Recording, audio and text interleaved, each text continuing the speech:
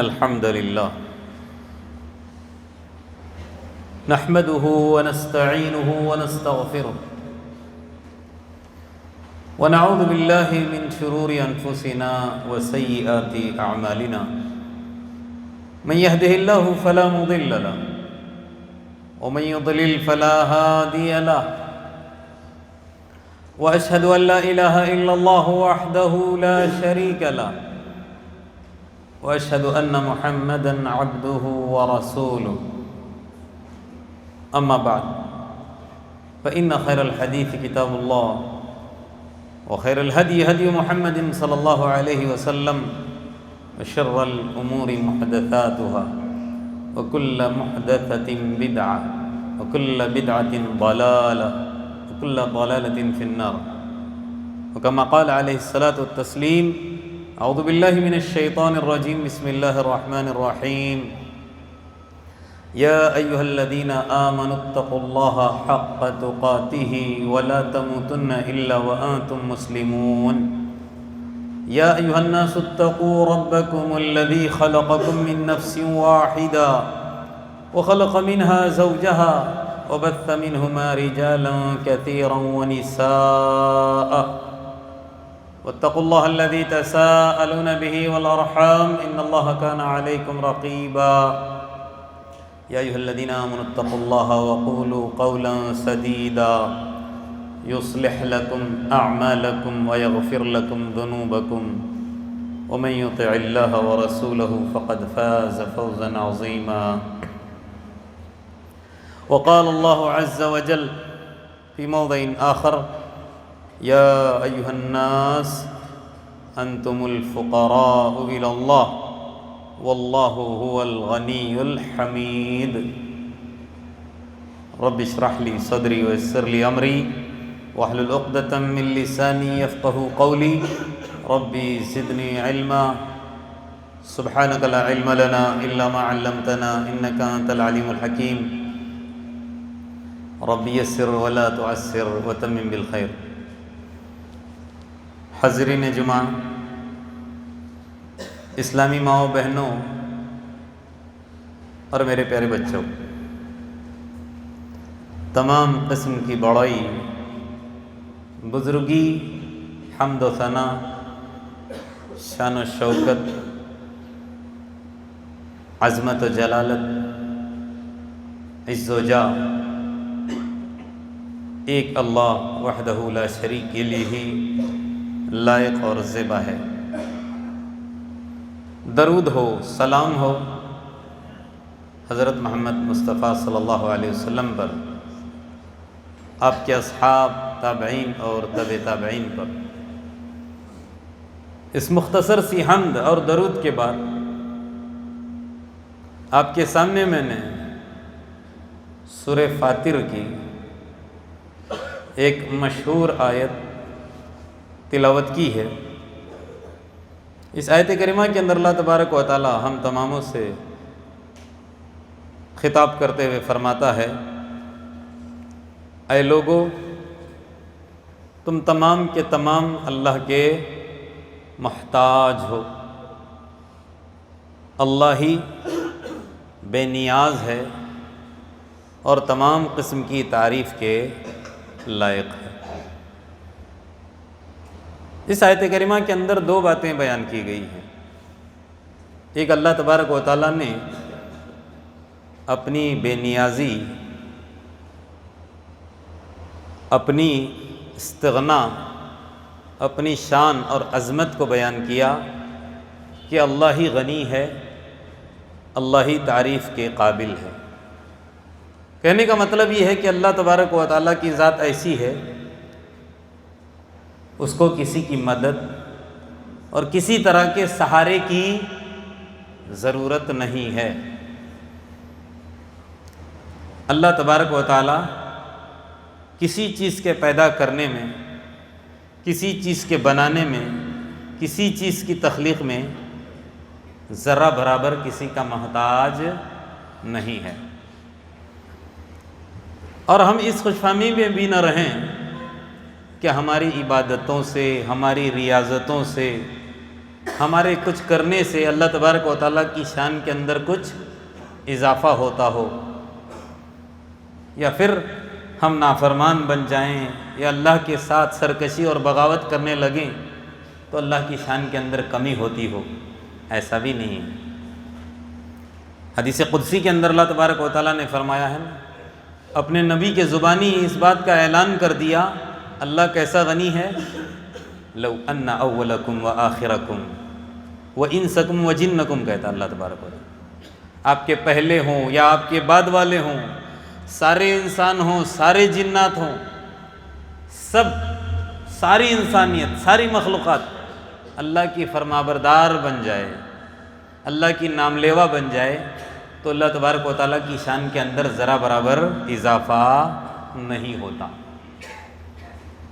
یعنی اللہ تبارک و تعالیٰ جیسے ہے اسی طرح سے ہی رہے گا، اسی طاقت کے ساتھ، اسی عظمت کے ساتھ، اسی شان کے ساتھ۔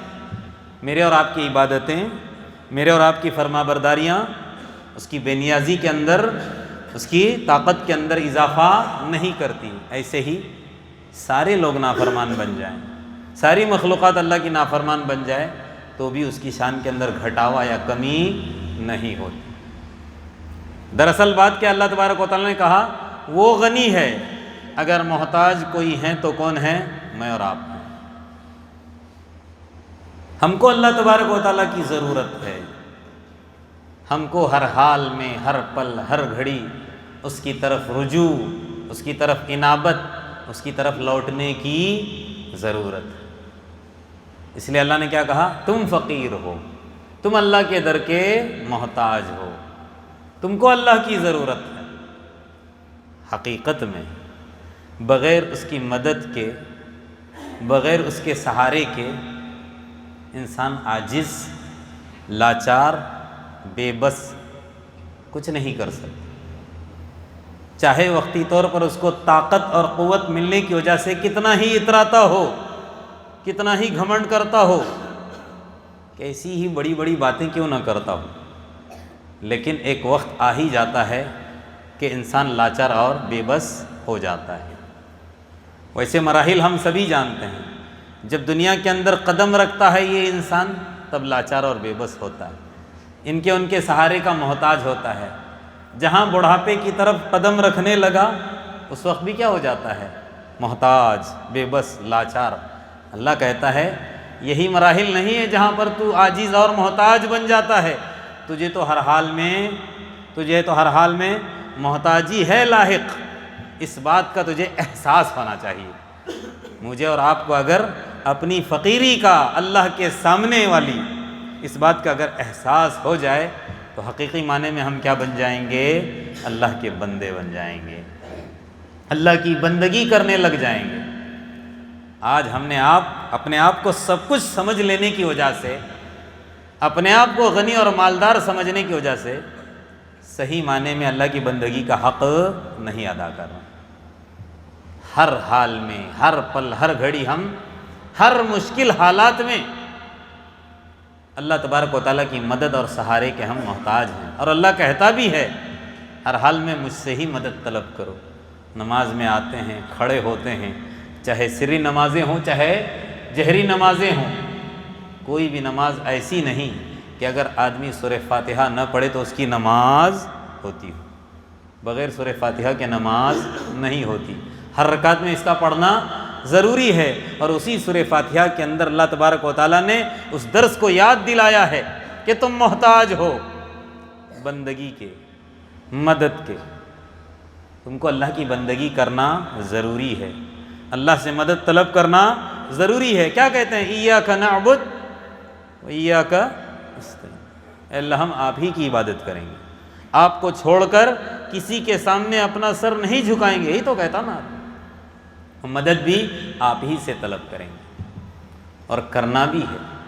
اللہ کے رسول صلی اللہ علیہ وسلم نے جو تعلیمات دی ہے ہم کو، صبح شام کے ہم اذکار پڑھتے ہیں، کاش ان اذکار کو معنی اور مفہوم کے ساتھ پڑھیں، تب معلوم ہوگا کہ ہم حقیقت میں اللہ کے محتاج ہیں، اللہ کے در کے ہم کیا ہیں، سوالی ہیں۔ اللہ کے رسول صلی اللہ علیہ وسلم کیا کہتے ہیں، اللہ کی طاقت کو بیان کرتے ہوئے، اللہ کی قوت کو بیان کرتے ہوئے اس سے مخاطب ہوتے ہوئے کہتے ہیں یا حی، اے زندہ۔ اللہ کی ذات زندہ ہے۔ اللہ کی ذات کیسی ہے؟ زندہ ہے، کبھی بھی اس پر موت نہیں آنے والی، ہمیشہ سے ہمیشہ رہے گا۔ حی لا یموت ہے۔ یا حی کیسے خطاب کر رہا اللہ تبارک و تعالیٰ؟ اللہ کے رسول کیسے اللہ سے مخاطب ہو رہے ہیں؟ یا حی، اے زندہ ذات۔ یا قیوم، تمام دنیا کے نظام کو قائم کرنے والی ذات۔ کیا کہا؟ برحمتک استغیث، تجھ سے میں طلب کرتا ہوں، تیری رحمت کا واسطہ میں تجھ سے مانگتا ہوں۔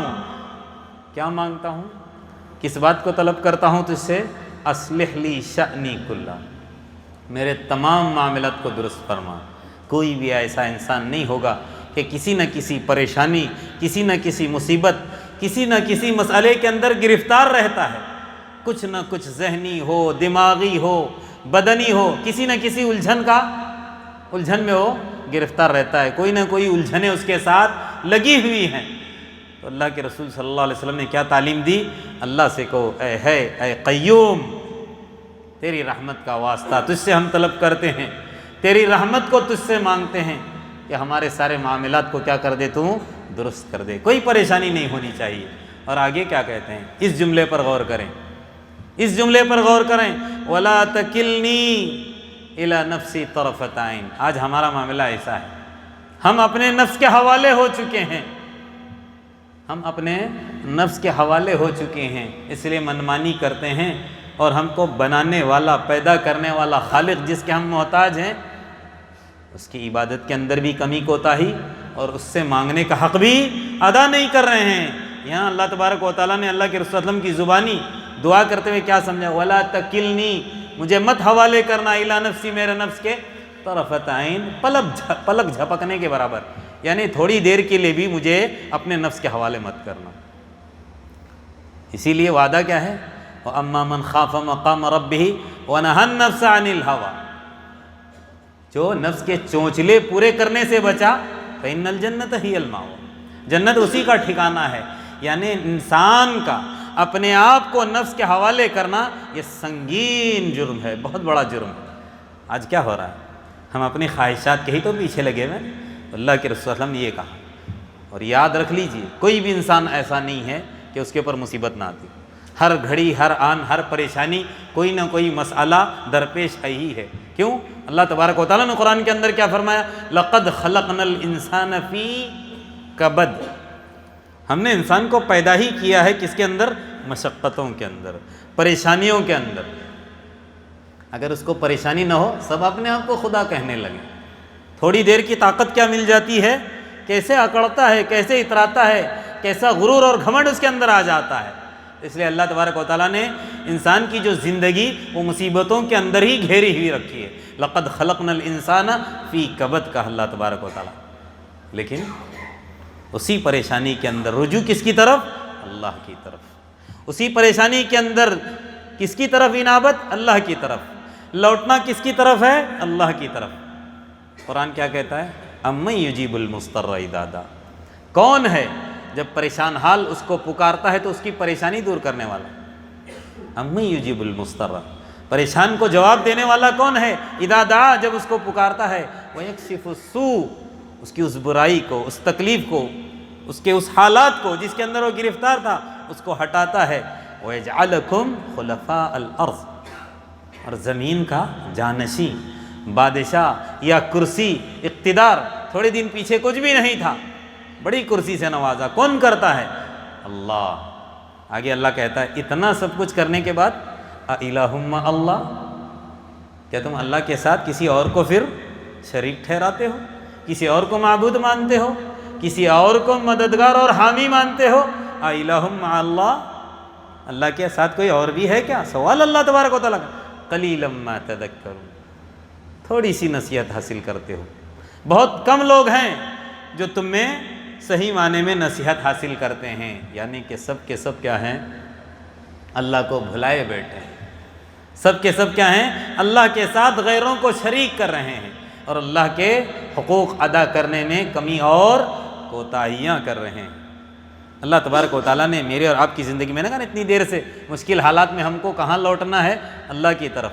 ہماری زندگی کا نقشہ اللہ تبارک و تعالیٰ نے قرآن کے اندر کچھ اس طرح کھینچا ہے کہ کتنا مطلبی ہوتا ہے اور کتنا مفاد پرست ہوتا ہے انسان جب مصیبت کے اندر آ کر گرفتار ہوتا ہے۔ ویسے تو ہم کو ہر حال میں اللہ کو یاد کرنا ہے، لیکن اللہ نے یہ نقشہ اس لیے کھینچا ہے کہ مصیبت میں، الجھنوں میں، کوئی پریشانی ہو، اس وقت کم از کم ضرور اللہ کی طرف توجہ ہونی چاہیے۔ اگر اس وقت بھی تم اللہ کی طرف نہیں رجوع کرو گے تو پھر تم سے گیا گزرا کوئی انسان نہیں ہو سکتا۔ جیسا کہ اللہ نے کیا کہا، اولئک کالانعام بل ہم اضل، چوپایوں سے بھی کیا ہو جائیں گے، وہ بدتر ہو جائیں گے۔ تو اللہ نے نقشہ کھینچا ہے۔ کیسے نقشہ کھینچا ہے؟ هو الذی، وہی ہے ذات، یسیرکم، جو تم کو چلاتی ہے، فی البر والبحر، خشکی کے اندر بھی اور سمندروں کے اندر بھی۔ یعنی یہاں پر بھی جو ہماری زندگی چل رہی ہے اور سمندروں کے اندر بھی جو ہم سفر کرتے ہیں، آج کل تو ہم ہواؤں میں بھی سفر کرتے ہیں، کون ذات چلاتی ہے؟ اللہ تبارک و تعالیٰ کی۔ آگے اللہ تبارک و تعالیٰ جو ایسا نقشہ کھینچ رہا، اذا کنتم فی الفلک، جب سمندری سفر میں ہوتے ہو، جب کشتی پر تم سوار ہوتے ہو تو کیا معاملہ ہوتا ہے؟ وجرین بہم بريح طیبہ، وہ کشتی تم کو لے کر چلتی ہے اور ہوائیں بھی اس وقت تمہارے موافق ہی ہوتی ہیں۔ آج کل تو مشنریز والی کشتیاں آ گئی ہیں، اس زمانے کے اندر کشتیاں ہوتی تھی جس کا نام کیا ہے؟ بادبانی کشتی۔ ایک پردہ سا لگایا جاتا تھا کشتی کے اوپر اور ہوائیں اس کو لے کر چلتی تھی۔ تو تمہارے جو موافق ہوائیں ہوتی ہیں اور تم کیا ہے؟ بڑی خوشی کے ساتھ سفر طے کرتے رہتے ہو۔ اللہ کہتا ہے یہ زندگی کے حالات ہیں دوستو۔ مثال اللہ تبارک و تعالیٰ نے کچھ اس طرح پیاری سی دی ہے کہ زمین کے اندر بھی ہو یا سمندر کے اندر بھی ہو، خشکی کے اندر اور طری کے اندر چلانے والی ذات اللہ کی ہے۔ تو اب خوشی خوشی تم سفر کرتے رہتے ہو۔ اور فرحوا بہا، جب ہمارے موافق ہم کو جس سمت جانا ہے اس سمت ہوا چلے اور ہماری کشتی بڑی تیزی سے منزل کی طرف دوڑنے لگے تو اس سے خوشی کی بات کیا ہو سکتی ہے؟ وفرحوا بہا، تم خوش ہو جاتے ہو۔ آگے کیا ہوتا ہے؟ اب بڑے مزے میں ہیں، سب کچھ ملا ہوا ہے جو ہم چاہتے ہیں، اچانک کیا ہو جاتا ہے؟ جاءتھا ریح عاصف، آندھی آ جاتی ہے، بڑی زوروں کی ہوائیں چلنا شروع ہوتی ہیں، اور ہوائیں جب چلتی ہیں تو کیا ہوتا ہے؟ وجاءہم الموج، وہ ہوائیں موجوں کو اٹھاتی ہیں۔ ابھی ہم بڑی آسانی کے ساتھ اپنی کشتی پر سوار ہیں، بڑے خوش ہیں کہ اچانک آندھی آ گئی، ادھر سے موجیں ادھر سے موجیں۔ اب کیا ہوتا ہے جب ہر طرف سے موجیں، من کل مکان، ہر طرف سے موجیں آ رہی ہیں، وظنوا، اب گمان کرنے لگتے ہیں۔ کیا گمان کر رہے ہیں؟ انہم احیط بہم، اب تو موت سامنے ہے، کوئی نہ کوئی موج ہم کو کیا کر دے گی؟ ڈبو دے گی، ہم سب کیا ہو جائیں گے؟ ہلاک ہو جائیں گے۔ اب کیا ہوتا ہے؟ اب وہاں پر کوئی گروہ، کوئی پارٹی نہیں ہوتی ہے، جس کو لوگ اللہ کو چھوڑ کر معبودان باطل کو پکارنے والے سب کیا ہو جاتے ہیں؟ سب موحدین بن جاتے ہیں۔ سب کا دھیان کس کی طرف؟ اللہ کی طرف۔ اللہ مثال کھینچ رہا ہے، پریشانی، ٹینشن، بلائیں، مصیبتیں، ہر طرف جا کر دیکھا کچھ نہیں ہو رہا ہے۔ یہاں تک کہ آپ لوگوں نے سنا بھی ہوگا، مساجد کے اندر غیر لوگ بھی آ کر مسلمانوں سے کیا کہتے ہیں؟ اپنے رب سے کہہ دو میرے گھر میں فلانی پریشانی ہے، اپنے اللہ سے کہہ دو، دعا کر دو، اللہ یہ میری مصیبت کو دور کر دے۔ تو وہاں کیا ہو جاتا ہے؟ دعوا اللہ مخلصین لہ الدین، سارے ادیان باطلہ کو چھوڑ کر ایک خالص دن کو اللہ کے لیے خالص کرتے ہوئے اس کو پکارنا شروع کرتے ہیں۔ اور جملہ کیا نکلتا ہے زبان سے؟ لئن انجیتنا، اگر آج جس مصیبت کے اندر ہم گرفتار ہیں اللہ تو یہاں سے ہم کو نجات دے دے گا، لنکونن من الشاکرین، ہم شکر گزار بن جائیں گے۔ پھر کبھی اے اللہ تیری عبادت میں کسی ایرے غیرے کو شریک نہیں کریں گے، صرف تیری عبادت کریں گے، صرف تیری ہی عبادت کریں گے، تجھی سے مانگیں گے، تیرے سامنے جھکیں گے، شکر گزار بن کر زندگی گزاریں گے۔ پھر اللہ آگے کہتا ہے فلما انجاہم، جب اس طرح دعا کرتے ہیں تو اللہ کیا کرتا ہے؟ دعا سنتا ہی ہے نا، اللہ کا وعدہ ہے، مجھ کو پکارو، ادعونی استجب لکم، جواب دوں گا میں، مجھے پکارو میں ضرور سنوں گا، سنتا ہے۔ فلما انجاہم، جب ان کو نجات دیتا ہے، وہ پریشانی ان کی جانے لگتی ہے، اذا ہم یبغون فی الارض، پھر جیسے کہ ویسے، پہلے کیسے تھے؟ آج اگر ہم اپنی گرابنوں میں جا کے وقتی طور پر ہم کو بھی کوئی پریشانی آتی ہے، مسجد کا کونا پکڑ لیتے ہیں، اللہ اللہ اللہ اللہ، نہیں کروں گا نہیں کروں گا نہیں کروں گا کبھی نہیں کروں گا، توبہ توبہ توبہ، جتنی توبائیں کرنی ہوتی ہے، استغفار کرنا ہوتا ہے، کرنا شروع کر دیتے ہیں۔ لیکن جہاں وہ بیماری ہٹ گئی، وہ تکلیف ہٹ گئی، پھر غفلت آ جاتی ہے، پھر غفلت کا پردہ پڑتا ہے۔ اللہ تبارک و تعالیٰ کہہ رہا ہے اذا ہم یبغون، کہ پھر کیا کرتے ہیں؟ بغیر الحق، بغیر حق کے جانے ہوئے پھر اللہ کے ساتھ بغاوت کرنا شروع کرتے ہیں۔ ذرا اس پر غور کریں کہ اللہ کیسا رحیم ہے، ایسا اللہ کس قدر فضل والا ہے۔ سب کچھ جاننے کے باوجود اس کو معلوم ہے میں مصیبت میں اس کو گرفتار کروں گا، جب مصیبت آئے گی مجھ کو پکارے گا، پھر میں ہٹاؤں گا، پھر یہ نافرمانی کرے گا، پھر بھی اللہ تبارک و تعالیٰ سب کچھ جاننے کے باوجود اپنا فضل کیے ہوئے، اپنا رحم کیے ہوئے یہ پکار سنتا ہے، اور مصیبت سے اللہ تبارک و تعالیٰ کیا کرتا ہے؟ نجات دیتا ہے۔ تو یہ کیا بتاتی ہے آیت؟ یہ آیت ہم کو یہ بتاتی ہے کہ کبھی بھی کسی بھی وقت اگر کوئی بھی پریشانی ہم پر آ جائے تو اس موقع پر اللہ کی طرف ہماری توجہ زیادہ ہونی چاہیے۔ ویسے ہر حال میں اللہ کو پکارنا ہے، ہر گھڑی اللہ کو یاد رکھنا ہے۔ یہ تو مومن کے بارے میں اللہ کے رسول نے کہا ہے، جب خوشی ملتی ہے تو وہ کیا کرتا ہے؟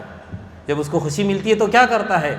خوشی خوشی زندگی گزارتا ہے، شکر گزاری کے ساتھ زندگی گزارتا ہے خوشی ملنے پر، اور پریشانی آتے ہیں تو صبر سے کام لیتا ہے۔ یہ تو مومن کی علامت ہے۔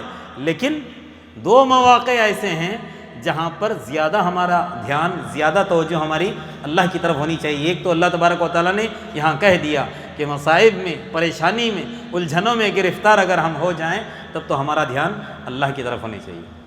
ہم اللہ کے رسول صلی اللہ علیہ وسلم کی زندگی کے اوپر ذرا نظر دوڑاتے ہیں۔ آپ صلی اللہ علیہ وسلم کی سیرت کیا تھی دیکھیں۔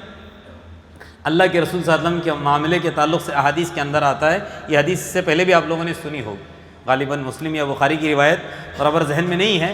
کان النبی صلی اللہ علیہ وسلم اذا حزبہ امر فزع الی الصلاۃ۔ دیکھیں کتنا بڑا ہتھیار ہے مومنین کا، کیا؟ نماز کے تعلق سے۔ اللہ کے رسول صلی اللہ علیہ وسلم کو جب بھی کوئی معاملہ پیش آتا، کوئی پریشانی ہو، کوئی آفت ہو، کیسے ہی حالات ہوں، چاہے مکے کے اندر جب اللہ کے رسول رہے تب کی بات ہو یا مدینے میں آنے کے بعد، کوئی بھی حالات کے اندر اگر تبدیلی نظر آتی، کوئی بھی معاملہ ذرا الٹا ہوتا نظر آتا، کچھ بگڑا معاملہ نظر آتا، تو اللہ کے رسول صلی اللہ علیہ وسلم کیا کرتے؟ فزع الی الصلاۃ، نماز کی طرف دوڑ لگاتے۔ اسی لیے اللہ کے رسول نے کہا کہ نماز میری آنکھوں کی ٹھنڈک ہے۔ بغیر نماز کے اللہ کے رسول صلی اللہ علیہ وسلم کا وقت گزرتا ہی نہیں۔ فرائض، نوافل، سنن، اللہ کے رسول نے ہم کو یہ چیز سکھائی ہے کہ اگر کوئی بھی پریشانی ہو، سب سے پہلے جس چیز کا مداوع ہم کو کرنا ہے، جو دوا اپنانی، وہ کیا ہے؟ نماز ہے۔ اذا حزبہ امر فزع الی الصلاۃ۔ اللہ کے رسول صلی اللہ علیہ وسلم کہاں چلتے تھے؟ نماز کی طرف۔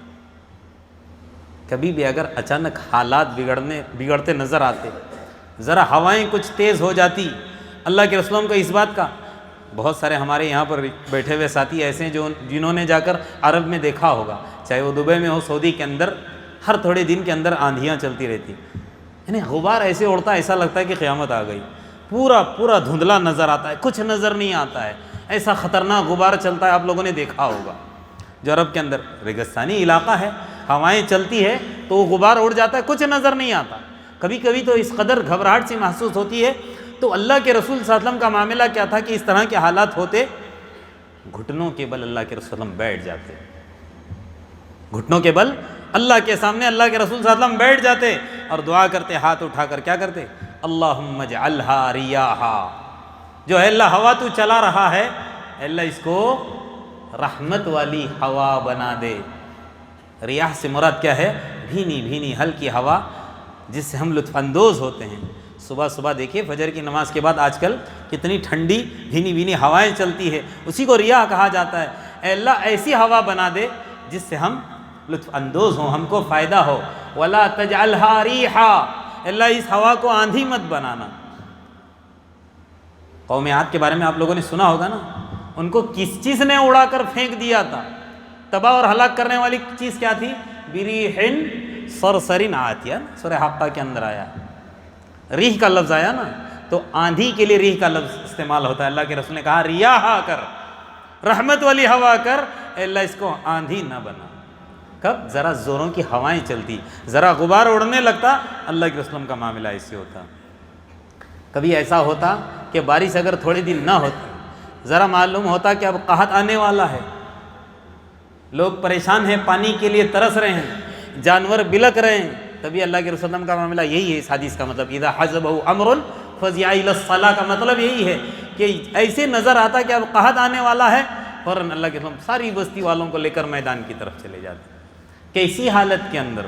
اچھے اچھے کپڑے پہن کر نہیں، شاہانہ زندگی گزارتے ہوئے نہیں، عاجزی کے ساتھ، انکساری کے ساتھ۔ سارے ساتھیوں کو کہتے کہ پرانی چادر استعمال کرو، پرانا کپڑا استعمال کرو، میلا کچیلا ہونا چاہیے، یعنی ہم اپنے آپ کو اللہ کے سامنے عاجز اور محتاج بنا کر پیش کریں، تب ہو سکتا ہے اللہ تبارک و تعالیٰ کو مجھ پر اور آپ پر رحم آ جائے گا۔ اور اللہ کے رسول صلی اللہ علیہ وسلم وہاں جاتے تھے اور پھر کیا کہتے؟ اللہم اغثنا، اللہم اغثنا، نماز پڑھتے اور دعائیں کرنا شروع کر دیں۔ دعا ختم نہیں ہوتی، ہاتھ نہیں نیچے اترتا تھا کہ آسمان سے اللہ تبارک و تعالیٰ رحمت کی بارش کا نزول کرتا تھا۔ اچھا ہمارے ساتھ ایسا کیوں نہیں ہو رہا ہے؟ وہ عاجزی ہی نہیں ہے ہمارے پاس، وہ انکساری ہی نہیں ہے۔ جو بھی ہم عمل کرتے ہیں بس فارمیلٹیز کہہ سکتے ہیں، کہا گیا ہے کرو کرو، بعضے تو زبردستی کے مارے آتے ہیں، ساری بستی والے گئے اگر میں نہیں جاؤں گا تو کہیں گے کیسا انسان ہے۔ ایسا نہیں ہونا چاہیے۔ جب بھی کوئی پریشانی کا عالم ہو، کوئی بھی حالات ہوں، صحیح معنی میں رجوع کس کی طرف؟ اللہ کی طرف ہونی چاہیے۔ ابھی دیکھیے لگاتار 15 دن پہلے کی بات ہے، 8 دن بھی نہیں ہوئے تھے، سورج گرہن ہوا کہ 8 دن کے اندر پھر چاند گرہن ہو گیا۔ اللہ کے رسول صلی اللہ علیہ وسلم کے زمانے کے اندر بھی جہاں سورج کی روشنی ماند پڑ جاتی تھی، جہاں چاند کو گھیر دیا جاتا تھا، روشنی ختم ہو جاتی تھی، اندھیرا نظر آنے لگتا، تو اللہ کے رسول صلی اللہ علیہ وسلم کیا کرتے؟ بستی والوں کو پکارتے تھے، الصلاۃ جامعہ، آ جاؤ۔ اسی نماز کے تعلق سے ہی آتا ہے، اللہ کے رسول نے اعلان کیا، کون سی؟ صلاۃ کسوف اور خسوف، سورج گرہن اور چاند گرہن کی، جہاں ایک وقت آنے والا یہ سب سورج، یہ چاند، یہ ستارے جتنے بھی دیکھ رہے ہیں ٹمٹماتے، سب کو اللہ تبارک و تعالیٰ ختم کرے گا، سب ٹوٹ جائیں گے۔ اذا السماء انفطرت واذا الکواکب انتثرت واذا البحار، کیا مطلب ہے اس کا؟ سب ختم ہونے والے، لیکن وہ ختم کرنے سے پہلے اللہ تبارک و تعالیٰ اپنی قدرت کا اظہار کرتے ہوئے کبھی کبھی اتنی تیزی کے ساتھ روشنی ابھی جو پھیلا رہا ہے، ایک وقت اس کے اوپر اللہ ایسا بھی لاتا ہے کہ یہ ماند پڑ جاتا ہے، اندھیرا ہو جاتا ہے اچانک۔ رات کے وقت اندھیرا ہونا، ڈوبنا، یہ تو اللہ تبارک و تعالیٰ کا نظام ہے، لیکن کبھی آپ لوگوں نے دیکھا کہ دوپہر کے وقت اچانک اس کی روشنی ختم ہو جاتی ہو؟ یہ سورج گرہن کے موقع پر ہی ہوتا ہے۔ تو ایسے موقع ہوتے ہیں تو اللہ کے رسول ایسے محسوس کرنے لگتا ہے کہ قیامت آ گئی ہو، فوراً اپنے ساتھیوں کو لے کر مسجد کی طرف جاتے اور اللہ کو یاد کرتے۔ تو ایک وقت کون سا ہے؟ جب پریشانی ہو، مصائب ہو، تب ہم کو کیا کرنا ہے؟ ایسا وقت اللہ کی طرف رجوع کرنا ہے۔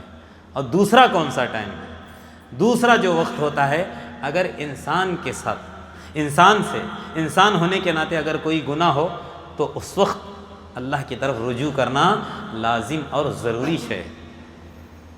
اگر ہم گناہ کر کے بھی لیڈر ہو گئے اور ہم کو اپنی گناہ کا احساس نہیں رہا، اس پر ندامت اور شرمندگی نہیں ہوئی، صحیح معنی میں ہم انسان نہیں ہو سکتے۔ یاد رکھ لیجئے، بعض دفعہ کسی اسلاف میں سے ایک سلف کا قول ہے، بعض دفعہ انسان کو گناہ بھی کہاں لے کے جاتا ہے؟ جنت میں لے کے جاتا ہے، اور نیکی بھی انسان کو جہنم میں لے کے جاتی ہے۔ اب آپ بولو گے کیا گناہ کرنا شروع کر دیں اور نیکیاں چھوڑ دیں؟ وضاحت پہلے سن لیجئے۔ بعض دفعہ انسان کو گناہ جنت کے اندر کیسے لے کے جاتا ہے؟ جیسے کہ میں نے کہا نا کہ انسان گناہ کرنے کے بعد اس کو اس بات کا احساس ہونا چاہیے اور پھر اس پر ندامت ہو کر رجوع الی اللہ ہونا چاہیے۔ اس لیے شاعر نے کیا خوب کہا، اس دل پہ اللہ کی رحمت ہو جس دل کی یہ حالت ہوتی ہے، ایک بار خطا ہو جاتی ہے 100 بار ندامت ہوتی ہے۔ کتنی پیاری بات ہے کہ ایک انسان ایسا ہے کہ اس سے گناہ سرزد ہو گیا اور فوراً اس کو اس بات کا احساس ہو گیا، اور بار بار اپنا گناہ جو کیا ہے کبیرہ گناہ اگر اس سے سرزد ہو گیا، اس کو یاد کر کے روتا رہتا ہے اور اللہ کے سامنے شرمندگی محسوس اس کو ہوتی رہتی ہے، تو اس دل پر اللہ کی رحمت ہے۔ اور یہ جو ایک گناہ جس کی وجہ سے اس نے توبہ کیا، یہ جنت میں جانے کا ذریعہ اور اس کی نجات کا باعث بن جاتا ہے۔ اور ایک انسان ایک نیکی کرتا ہے اور نیکی کر کے ایسا اتراتا ہے، یہ دیکھو سب کیا ہے میرے سامنے، کچھ بھی نہیں ہے، یہ میں بہت بڑا علامہ ہوں، میں نے حج کیا ہے، میں فلانا ہوں، میں صدقہ خیرات کرتا ہوں۔ سامنے والے کو نیچا سمجھتا ہے اور اپنی نیکی کو بڑی، اور جب بھی دیکھتا ہے لوگوں کی طرف خالی اس کو اپنی نیکی یاد آتی ہے، اپنی بزرگی یاد آتی ہے، اور سامنے والے کو ہلکا سمجھتا ہے۔ یہ جو نیکی کا اس کو گھمنڈ ہوتا ہے، غرور ہوتا ہے، اور سامنے والے کو نیچا سمجھنا، یہ انسان کو کہاں لے کے جاتا ہے؟ نیکی کر کے بھی جہنم کی طرف۔ تو لہٰذا کہنے کا مطلب یہ ہے کہ ہر حال میں، ہر حالت میں، جب بھی کوئی پریشانی میں مبتلا ہو یا نہ ہو، اگر پریشانی میں مبتلا ہوں یا گناہ ہم سے سرزد ہوں، تب تو رجوع اور انابت اللہ لازمی اور ضروری شے ہے، تو کرنا ہی کرنا ہے۔ ہر حالت میں بھی ہم کو کس کی طرف؟ اللہ کی طرف ہی دھیان ہونا چاہیے، کیونکہ اللہ نے قرآن کے اندر کیا کہا؟ وَتُوبُوا إِلَى اللَّهِ جَمِيعًا أَيُّهَا الْمُؤْمِنُونَ لَعَلَّكُمْ تُفْلِحُونَ۔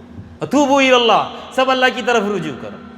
أَيُّهَا الْمُؤْمِنُونَ، اے مومنو، وَتُوبُوا إِلَى اللَّهِ جَمِيعًا، سب کے سب اللہ کی طرف رجوع کرو، لَعَلَّكُمْ تُفْلِحُونَ، تاکہ تم کامیاب ہو جاؤ۔ آج اگر ہم اپنے ملک کی طرف، اپنی بستی کی طرف نگاہ دوڑائیں گے، تو سب سے زیادہ اگر کسی کو دبایا جاتا ہے، کسی کو نیچا کیا جاتا ہے، یا اگر کسی پریشانی میں مبتلا ہے اس ملک کے اندر، وہ کون ہے؟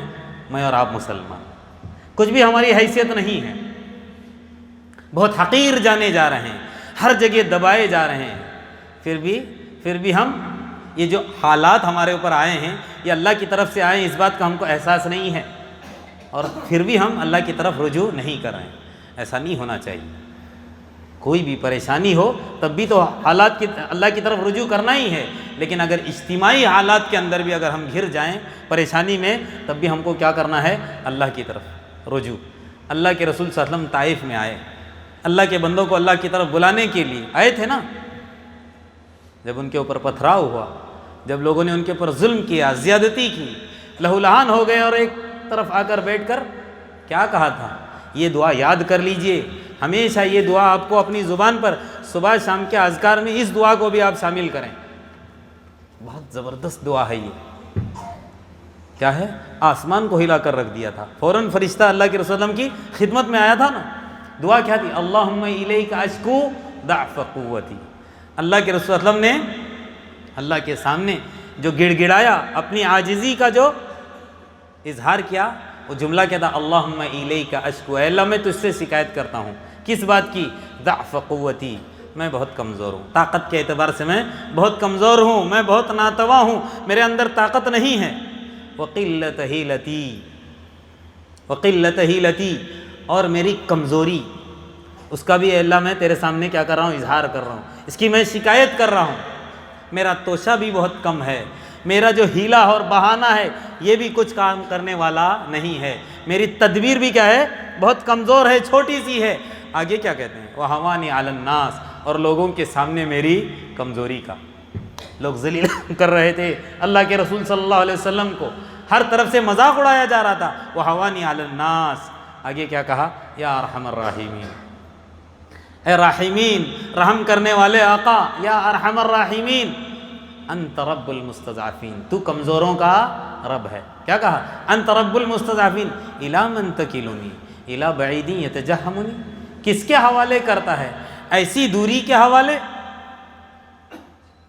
ایسی دوری کے حوالے جو میرے ساتھ ترش روئی کے ساتھ پیش آتی ہے، یا جس سے مجھے پریشانی ہوتی ہے، ام الی عدو ملکتہ امری، یا ایسے دشمن کے حوالے تو مجھ کو کر رہا ہے، میرے سارے معاملات اس کے حوالے کر رہا ہے اور اس کو ہی میرا مالک بنا رہا ہے، اس کا اختیار دے رہا ہے، یعنی دشمن کے ہی ماتحت اللہ مجھے کر رہا ہے۔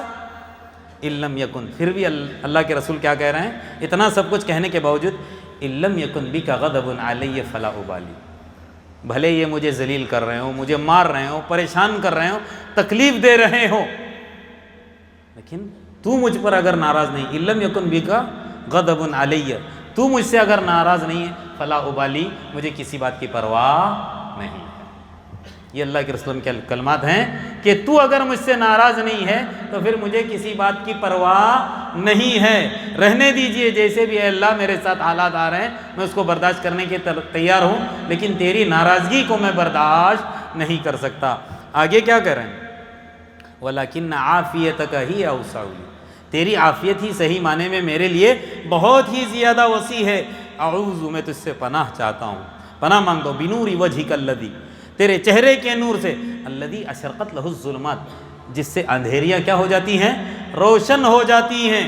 آگے کیا؟ وَصَلَحَ عَلَيْهِ أَمْرُ الدُّنْيَا وَالْآخِرَةِ، اور جس کی وجہ سے دنیا اور آخرت کے سارے معاملے کیا ہو جاتے ہیں؟ درست ہو جاتے ہیں۔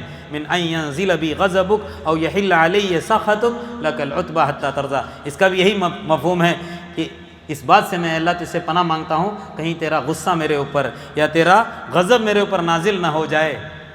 لا حول ولا قوت الا باللہ، تمام طاقتیں، تمام قوتیں سب کس کے لیے ہیں؟ تیرے ہی لیے ہیں۔ تو الغرض اللہ کے رسول صلی اللہ علیہ وسلم جو ہمارے اور آپ کے معلم ہیں، ہمارے اور آپ کے رہبر ہیں، جو ہم کو تعلیم دینے والے ہیں، ان کی زندگی کے اوپر ہم نے ابھی نگاہ دوڑائی، دیکھا کہ وہ ہر حال میں اللہ کی طرف، پریشانی میں ہو، تکلیف میں ہو، کسی مصیبت میں گرفتار ہو یا خوشی کے عالم میں ہو، ہر حال میں کس کی طرف؟ اللہ کی طرف رجوع ہوتے تھے۔ تو ظاہر سی بات ہے مجھ کو اور آپ کو ان سے زیادہ اللہ کی طرف رجوع ہونے کی ضرورت ہے، جبکہ اللہ کے رسول صلی اللہ علیہ وسلم کی ذات کیسی تھی؟ بخشے بخشائی تھی۔ اللہ تبارک و تعالیٰ نے آپ کے تمام اگلے پچھلے گناہ معاف کر دیے تھے۔ میرے اور آپ کی کیا گارنٹی ہے کہ میرے اور آپ کے اعمال قبول ہوں؟ ہم تو صرف امید پر ہی تو جی رہے ہیں، اور یہ ہونا بھی چاہیے۔ انسان کے پاس امید بھی ہونی چاہیے اور ڈر بھی ہونا چاہیے۔ امید نہیں تو بھی گیا، ڈر نہیں تو بھی گیا۔ اس لیے کیا کہا؟ لا تقنطوا من رحمت اللہ، اللہ کی رحمت سے کبھی مایوس ہم کو نہیں ہونا چاہیے۔ آخر میں اللہ تبارک و تعالیٰ سے دعا ہے جتنی باتیں ہم کہتے سنتے سناتے ہیں اس کے مطابق عمل کرنے کی توفیق عطا فرمائے۔ اللہ تبارک و تعالیٰ اپنا ڈر، اپنا خوف میرے اور آپ کے دلوں کے اندر پیدا کرے، ہر حال میں اپنی طرف توجہ، ہر حال میں اللہ تبارک و تعالیٰ کی طرف رجوع کرنے کی مجھ کو اور آپ کو توفیق عطا فرمائے۔